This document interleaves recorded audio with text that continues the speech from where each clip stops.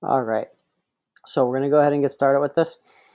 So this is for number 2. This is an example. So that's the first thing I want to point out. Super common. For some reason, people just start copying what I have here. It is a different problem than our test. If we look at our test question, different problem. Okay. So anyway, 5 steps. We're going to break this down into 5 steps. First step is going to be the first thing that I noticed with this problem. Now, normally we would just start with our A, B, and C, but I do notice that we have a negative A.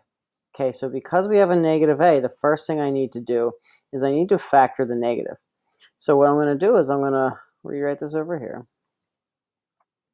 And so factoring the negative just means I'm going to say, oh, okay, well, I need to get rid of this negative A, which is this negative here. Well, I can do that by pulling out all of these negatives or whatever sign it might be. Even if it's a plus, you're still going to pull it out. So what that becomes is y equals negative parentheses, and then everything that's left is going to go inside the parentheses. And then when you get to this negative, well, now it's going to be a plus. So it's just changing all the signs. If it was a plus, it become a minus. Doesn't matter. So all I did, this is the opposite of distributing a negative. If I were to go backwards and distribute this, right, it would go back. So negative times x is negative x squared, negative 4x, negative 3. So it's the opposite of distributing the negative. Okay, second step. I'm going to find my A, B, and C. So, and I'm only going to do that off of what's inside the parentheses. So my A is going to be 1 now. My B is going to be 4. And my C is going to be 3.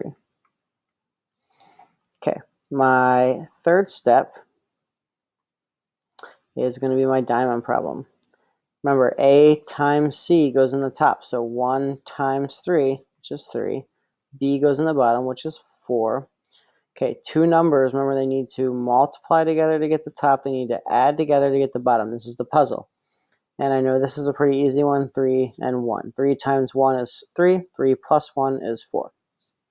Okay, fourth step is to do my, to write my factored form. You got to remember that the factored form looks like this. An x at the beginning, x at the beginning. And the 3 is going to go into this one. The 1 will go into this one. Doesn't matter if those are switched around. Doesn't matter at all. Okay, and then finally, my very last step, my fifth step is I'm going to take my factors and set them equal to 0. And this is how I find my 2 zeros. So we got 1 here. We'll do it to this one over here. And now I'm just solving. Okay, so I'm saying, how can I get x by itself? Well, there's a plus 3. I need to minus 3.